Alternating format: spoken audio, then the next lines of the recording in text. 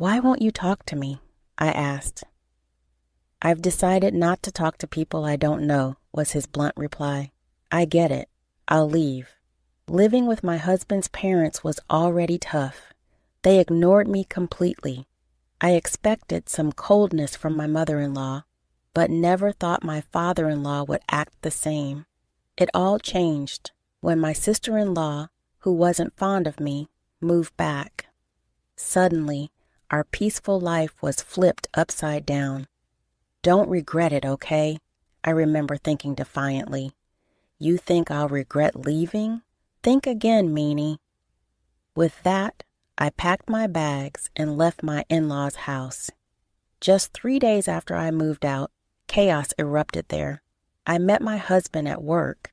He was in sales and frequently visited my office since I was his main contact. The more meetings we had, the more I grew to like him. He wasn't just kind and caring, he was also tall, not the typical handsome, but definitely charming.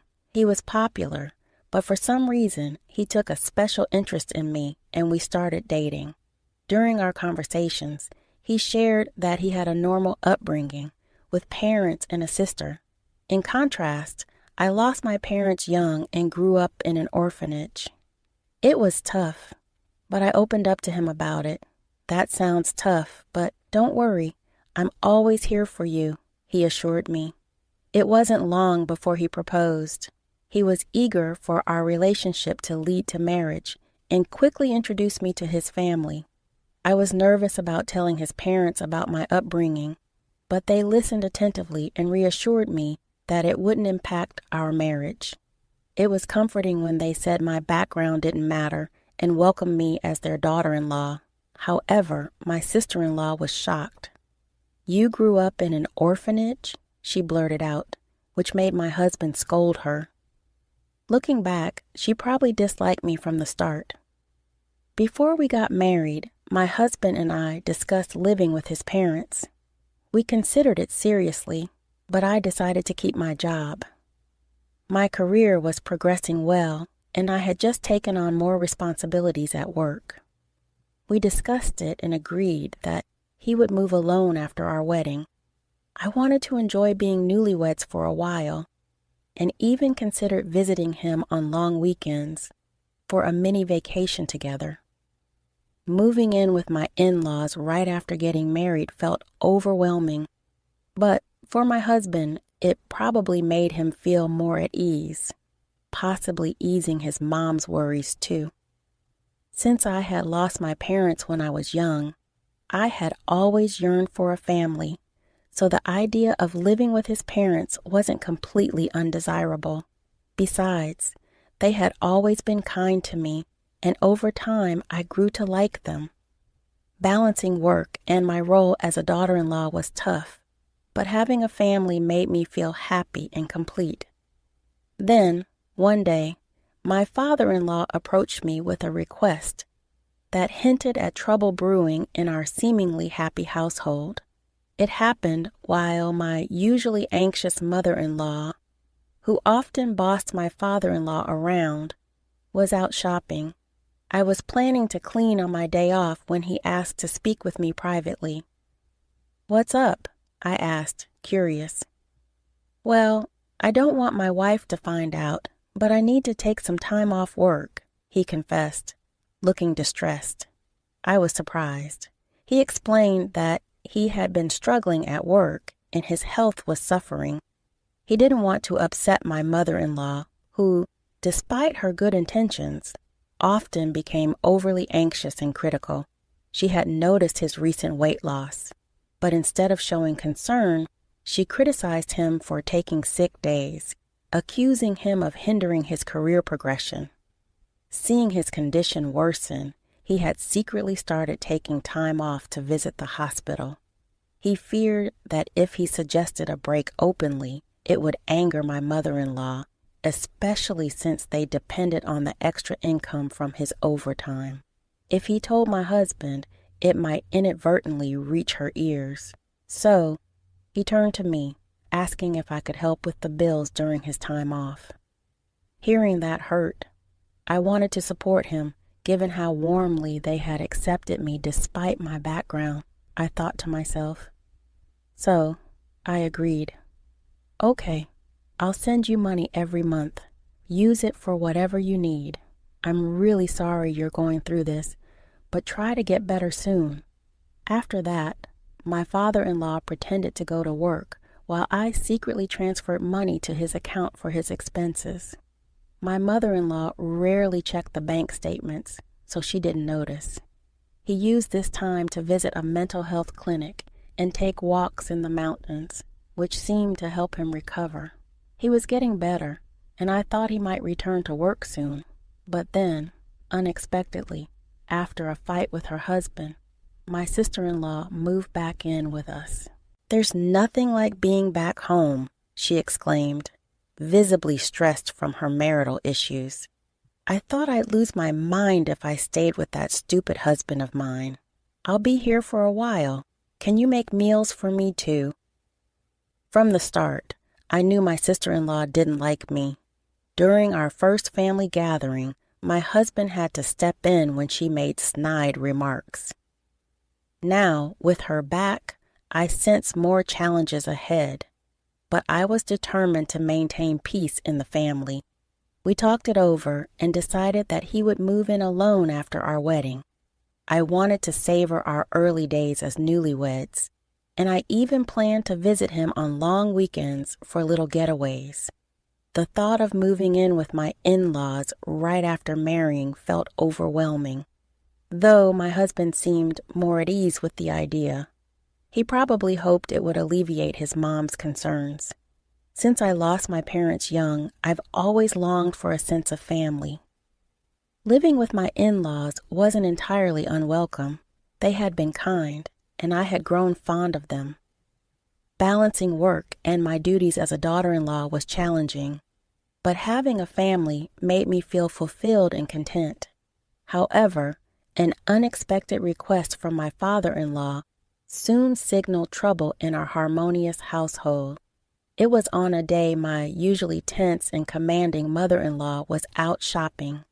I was gearing up for some cleaning when my father-in-law pulled me aside for a chat.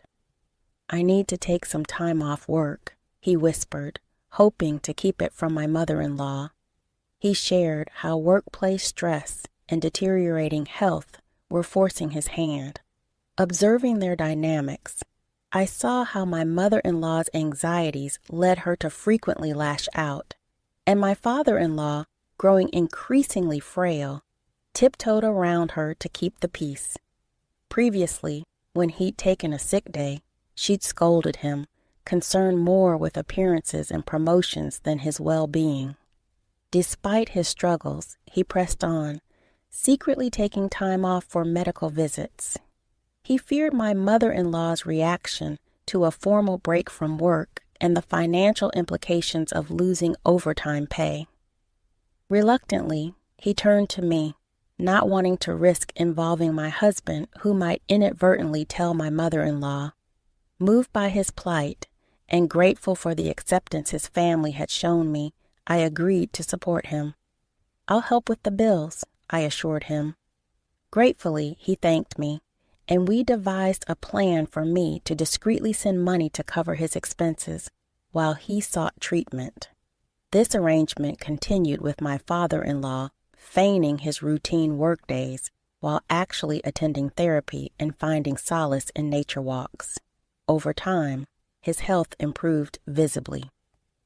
Just when I thought things might return to normal, a new upheaval came. After a spat, my sister-in-law stormed back to her parents' home, declaring a temporary stay and demanding I cater to her as well. At our first family meeting, my husband was upset because his sister clearly showed her disapproval during the wedding. She had a sour look the entire time, and even told me straight out, "My brother looks great, but he could have married someone prettier." She openly judged me for being raised in an institution, saying it was embarrassing that I didn't have parents at the wedding. However, she got married before us and had already moved out, so I thought I wouldn't have to deal with her much. That's why I thought it would be okay to live with them. If she had still been living at home, I wouldn't have even considered moving in, knowing how she would treat me every day. I thought her stay was just temporary because of her marriage problems and expected her to leave in a few days. Even though she was stern with my father-in-law, my mother-in-law had never been harsh towards me. Even if my sister-in-law made mean comments, I believed my mother-in-law would defend me. But I was wrong. One day when I came back from work, my mother-in-law's behavior seemed strange. "Is something bothering you?" I asked. She seemed distant, not talking to me like usual. When I asked her what was wrong, she said, "Did you know you've been talking about me behind my back?" "What? I've never said anything bad about you. You've always been kind to me, and I'm really thankful. Why would I say bad things about you?" But she just said, "You've been acting like the perfect daughter-in-law, but you've been talking behind my back," and left the room. In the hallway, my sister-in-law was smirking. "Looks like you're not in her good books anymore. Did your true colors come out? Being from an orphanage, your background really does matter, huh? It's best not to gossip about people." "I haven't said anything bad about her," I replied. "Oh, the neighbors seem to have heard everything. When I came back home after so long, they told me you've been talking badly about her all the time." "What? Who are these neighbors?" I demanded. "Well, it's been a while since I got married and moved out, so I kind of forgot their names. I never said any of that. Stop making things up." "Oh, how disrespectful, Mom. She's calling me a liar and being mean to me," my sister-in-law said as she walked into my mother-in-law's room. After that, my sister-in-law's behavior got worse. She claimed I told her to sleep in the hallway and take the last turn for a bath because she's just a guest. She complained to my mother-in-law about every little thing. Every time, I had to explain I hadn't said or done any of it. But my mother-in-law seemed to believe my sister-in-law and be influenced by her. My sister-in-law stayed longer, making me wonder if she planned to stay forever. With all these worries, I went home feeling sad. "I'm back," I said, but before, my mother-in-law would warmly say, "Welcome back," but now it was quiet. "I'll start making dinner," I said, stepping into the living room. I was surprised. Usually my sister-in-law would rush me to make dinner, but now my mother-in-law, father-in-law, and sister-in-law were eating sushi together. "Surprise," my sister-in-law said. "Oh, looks like someone who isn't really family is here. You were planning on having sushi, were you?" My mother-in-law kept eating without looking at me, watching TV. "If you wanted sushi, you should have told me. I came home right after shopping," I said. "Ha, no one said they wanted that," my sister-in-law replied, not even looking at me. "Hey, Mom, Dad, I went out with my friends during the day and got some delicious pudding." "Let's eat together," my sister-in-law said, ignoring me. They all started eating the pudding. I was tired from work and didn't have the energy to argue, so I went to my room without eating. The next day, my sister-in-law said she was going out with friends and asked me to drive her to the station. I said no because it was a weekday and I had work.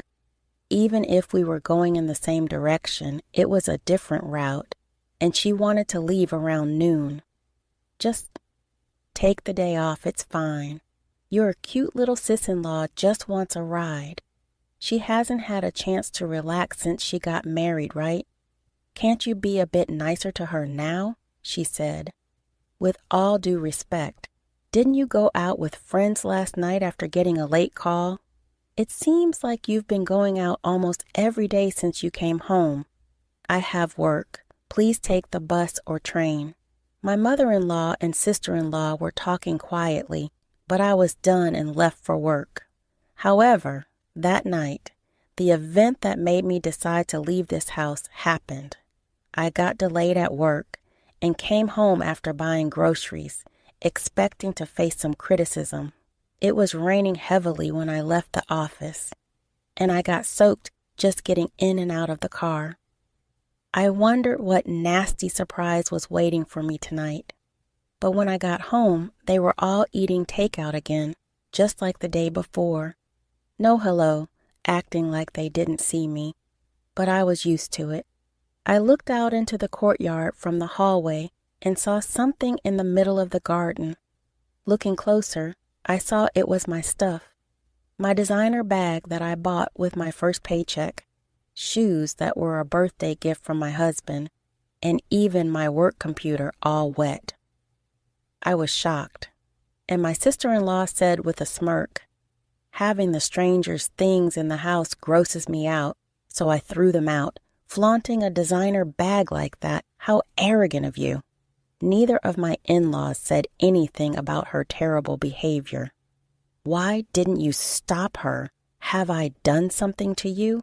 Do you really believe her lies about me bad-mouthing you and bullying her? Aren't you upset with her for what she did? I asked. My mother-in-law avoided my eyes and stayed silent. Why won't you say anything? I asked again. I can't talk to strangers. I can't be friendly with someone who's not family, my mother-in-law replied, not even looking at me. My sister-in-law grinned, waiting for me to respond. Wait, where's my father-in-law? I've been the one supporting him during his time off. I've been the one handling finances in this house. I did it out of gratitude. But shouldn't he stand up for me now? Surely he'd be on my side. Hoping for his support, I looked at him, but he walked past me without a word and went into his room. That was it for me. I see I've had enough. Oh, are you upset? I'm sorry. Honestly, I never liked you from the start. You know, being from an institution and all. Just don't regret leaving, my sister-in-law said, as if I would. Good riddance, I replied. I packed my things and got ready to leave right away. Only my father-in-law seemed worried because he relied on me financially, but even he didn't try to stop me or speak up for me. I was done with his indifference. Although my husband's work assignment was far away, I just wanted to get out of that house as soon as possible. I quickly got into my car and drove to him. I never talked to my husband about any of this. I doubt my mother-in-law told him about my sister-in-law coming back home. If he knew, he would have reached out to me because he knows I don't get along with her. But my husband never mentioned anything about my sister-in-law in his calls or messages. I never doubted my husband's behavior before, but maybe she's manipulating him, feeding him lies about things. Even now, as I go to him, he might treat me the same way they did. My heart was heavy, feeling suspicious even toward my husband, whom I trust the most. If he's siding with them, maybe divorce is the only option. That's how distressed I felt. When I arrived at his out-of-state apartment, he hadn't returned yet, probably busy since it was the end of the month. As I waited, my husband came in energetically, maybe noticing the lights. What, you're here? You should have told me you were coming. I would have come back sooner. What a pleasant surprise. No, just seeing your face, he said with a big smile. Seeing him happy to see me after all that happened at my in-laws' house mixed with relief and humiliation. And I could have pulled back my tears. What's wrong? Did I do something? Seriously, what's going on? He asked, concerned. It seemed my husband had no clue about the treatment I endured at his parents' house. I gathered myself, knowing I needed to explain everything clearly to him. I started recounting everything, how I've been financially helping his father, who took medical leave without telling his wife, how his sister returned and was now staying at their parents' house, how she lied about me to his mother, turning her against me. how they treated me like an outsider, ignored me, and even ruined my belongings by leaving them out in the rain. Through tears and pauses, I poured out everything to him. Finally, I made it clear that I couldn't go back to that house ever again, and if he couldn't support me on this, I would want to divorce. My husband apologized for being too focused on work and not checking in on me more often. He regretted his family's behavior towards me. He assured me I didn't have to go back there or even talk to them again, even if I forgave them someday. He was firm about cutting ties with his parents and sister. He also promised not to provide any more financial aid to his father. That night, I felt a huge weight lifted off my shoulders. The tension I'd been carrying melted away, and I slept peacefully by his side. After leaving my in-laws' house, I never went back. Commuting for my husband's out-of-state place wasn't practical, but I had already talked to my company about working remotely. My job didn't require me to be in the office all the time, and many of my colleagues worked from home too. Although I still had to visit the office a few times a month, some colleagues lived even farther away, so working remotely wasn't a problem. Living with my in-laws and dealing with my sister-in-law's bullying, I hadn't truly experienced married life, but now we could finally live like newlyweds. As I set up my remote workstation as expected, my sister-in-law contacted me. It turned out that the day after I left their house was my father-in-law's payday. My mother-in-law usually takes out a certain amount and transfers it to their household account, but this time she couldn't. It was only then that she realized I had been helping them financially during my father-in-law's time off. "Hey, why didn't you tell me you were covering the living expenses?" he asked me. He asked me not to, saying he didn't want you to know, so I kept it to myself. Anyway, we're running out of money for living expenses, and there's no one to cook or do laundry. The place is a mess. As his wife, you need to come back and take care of these things and send money quickly. How heartless. I already told you, didn't I? I have no intention of going back to that house or being treated like your maid. Why should I help people who hate me, ruin my things, and treat me like this? Aren't you his wife? Without your help, we can't pay the bills or even shop. That's exactly why I'm saying it. I'm an outsider, so it's none of my business. I hung up, ignoring my sister-in-law's complaints. She and my mother-in-law kept bothering me with calls and messages, but I ignored all of them. Even after my husband returned from work, they kept calling persistently. When my husband finally answered, he told them firmly, "I will forgive you for how you treated her, and I'm not sending her back to you. I'm not coming back either. I don't see you as my family anymore. Leave my wife alone or you'll regret it." Considering my sister-in-law adored her brother and my mother-in-law heavily relied on him, they were probably shocked. A few days later, I got a call from my father-in-law. He said living with my mother-in-law and sister-in-law was getting too hard, and he begged me to continue the financial help. I'm grateful they accepted me when I married, despite growing up in an orphanage, but they didn't support me when I needed it. Despite all the financial help I provided, I don't owe them anything.